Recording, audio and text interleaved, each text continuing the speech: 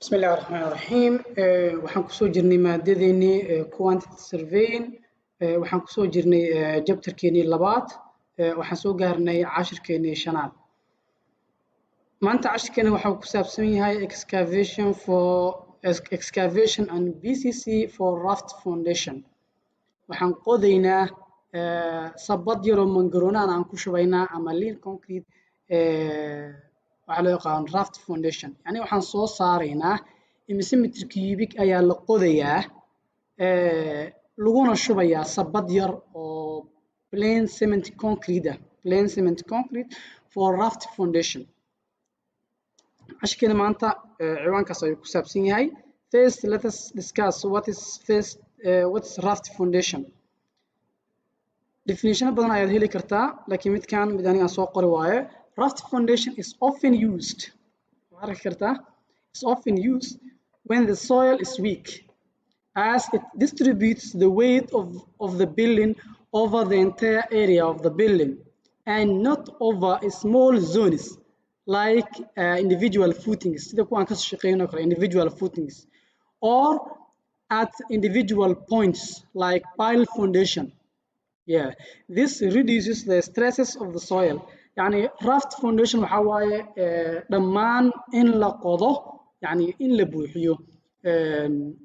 dhammaan waxa la dhihi jiray foundation ko dhan in aan la qodo la shubo ayaa loo yaqaan raft foundation waxa uu tagi doonaa sawiro waxa la jiray na tusinayso marka waxaan la isticmaalaa marka ay ciida laga dhisaayo dhismaha ay tahay ciid jilicsan ciid jilicsan as it distributes the weight of the building over the entire area of the يعني dhammaan wuxuu u distribute gareynayaa ku baahinayaa culayska guriga all entire area يعني ma ahan sida the footing cagihan ka shaqeynay oo kale cagta waxaan ognahay hal column cagti inay tahay meel gooni ay tahay ama pile foundation insha Allah oo tagi doonaa waxa waaye waa cag dheer oo kale sidii waxa loo sameeyaa ceelka oo kale u qodan tahay dhismayaasha dheer ayaa loo isticmaalaa meelaha ciidooda ay jilicsan tahay marka sawirro balan ka raadino Google kaas aad u fahamtiin what's raft foundation asku dayaa dhowr sawir inaan idinka tuso yani waxa in afka laga sheego waxa ka quruxsan in aan toos lagu tuso what's raft foundation okay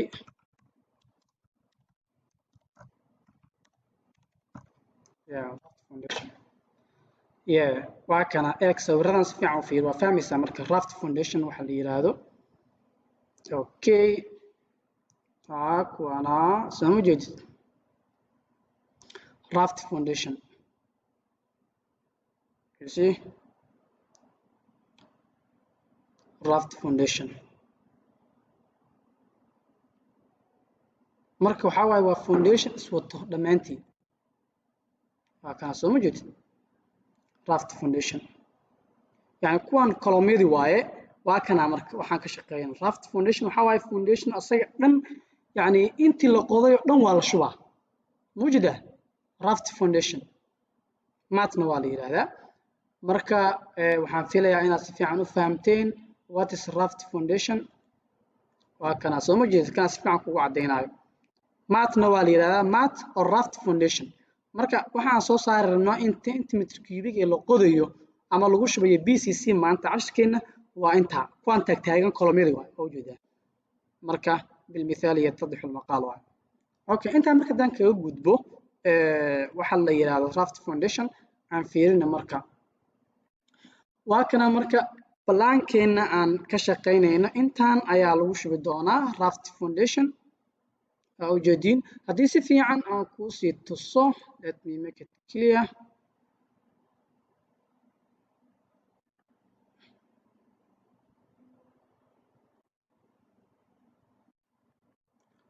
I mean is offer triangle kan geeskan soo qabo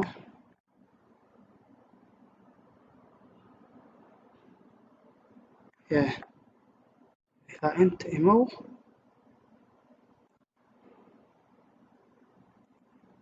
soo koobi kale koobida يعني waxaan rabaa raft foundation keena inaad si fiican u fahamto waa kana intaan ayaan qodaynaa sectionkeeda u tagi doonaa balaankan kugu tusayaa good computer okay soo ma jeedid intaan ayaan insha allahu tacaala aan qodaynaa sectionkeedana waa kana sectionkana waa kana insha allah u taginaa marka aan fiirino marka cabirada dhererka waxaa waaye 16 mitir balacana waxaa waaye 8.2 mitir aan u tagno marka excel sheetkeeni aan u tagno si aan u xisaabino ana kaasina kana soo kici yes noo soo kici magac noogu bixi waxaa dhahdaa move or copy aan hore usoo barateen move to end create a body then click OK so mid cusub kugu sameeyo waa kana noo sameeyo mid cusub let's make some modification here waxaad leedahay merge and excavation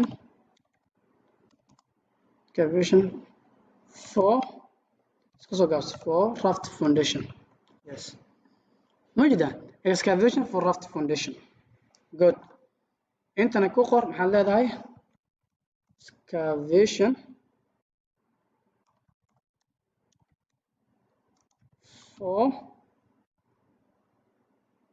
for score daartid for raft foundation okay raft excavation for raft foundation meeqa waa marka hal foundation bas sameeynaa one day length-ga waxaan u taginaa drawing-keena waa kana length-geena meeqo buu noo ahaa waxaa waaye 16 mitir 16 mitir walaaba excel-kaadi length-ga waa 16 mitir breadth-ga ama balaca waxaa ahaa isagana I think it was 8.2 meter. How why 8.2 meter? Yes. 8.2 meter why? 8.2 meter. Thickness ka ama height ka meeqa waaye waxaan ka fahmaynaa sectionkeena. Sectionka u tagaynaa. Sectionkeena waa kana. Waxaa waaye 225 iyo 500 iyo waxaa isku dartaa 200 yani waa BCC-dii iyo inta waxaa la dhihi jiray birta u gelisay shubka iyo qaybtan kore oo maxaa la dhihi jiray grade beam ku noqon doonto saddexdaas qaybood waa marka aan isku darno calculator-keena noo soo fur calculator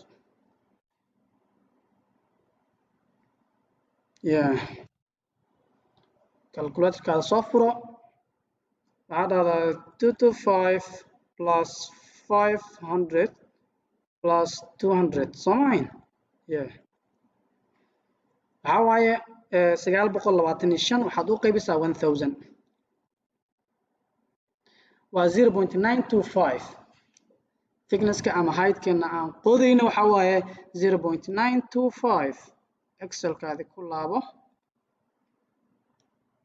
0.925 okay hagaag automatically markii waa isbedelay marka waa kana waxaan qodaynaa marka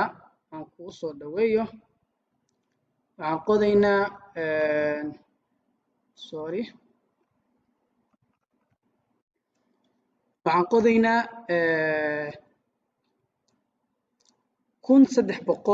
1302 mitir cubic 1302.16 mitir cubic ayaan qodaynaa intaas marka waa qodaalka ama excavation for raft foundation BCC markaan BCC aan ku iraahdo waxba oguma duwano qodaalkii kaliya waxa waaye halkan aan sameeyo meeshaan bedel maxaa leedahay waxa waaye excavation for raft foundation so okay noose marka BCC hadada move then create nala usoo barateen inta marka noo bedel maxaa leedahay let us make some modification here merge and delete waxaa waaye BCC for raft foundation BCC for raft foundation intana maxaa leedahay BCC plain cement concrete laga wadaa BCC for ama lean concrete waa la yiraahdaa BCC for raft foundation isoo gaabi raft foundation again hal xabo waaye lengthiga waa 16 breadthga ama balaca waxa waaye 8.2 thicknesska marka muxuu ahaa 200 meter cubic waxa waaye 0.2 automatically marka waa isbedelay 26.24 meter cubic oo BCC ah ayaan dhigaynaa raft foundation intana marka nooga bedel maxaa leedahay BCC for raft foundation يعني BCC waa kana intaan yartay waaye qaybtan waaye qaybta ugu hooseyso section ka marka fiirsid qaybta ugu hooseyso 200 kas yani marka aan qodayno waan soo qodnay yani waxa waaye inta 10 gooni ka dhigi lahaa maadaama ay aad u saaran tahay waxaan ku darnay midkan insha Allah concrete ka ayaan ku shubi doonaa oo kan ka sareeyo marka waxaan filayaa inaad si fiican u fahamteen that's BCC and excavation for raft foundation aad fahanteen baan filayaa haddii wax su'aal aad qabto aad soo weydiin kartaa soo dhawaada dhammaantiin waxaan idin rajaynayaa nabadgelyo iyo caafimaad ciid wanaagsan baa idin leeyahay dhammaantiin intaas ayuu cashirkeeni maanta noogu dhan yahay insha allahu tacaala cashirka ka gaarina waxaan kaga tegayaa nabadgelyo waxaan ka codsanayaa pageka waxaan rabaa inaad subscribe saarto youtube channelkeena si dad badan cashirkan uu u gaaro asalaamu calaykum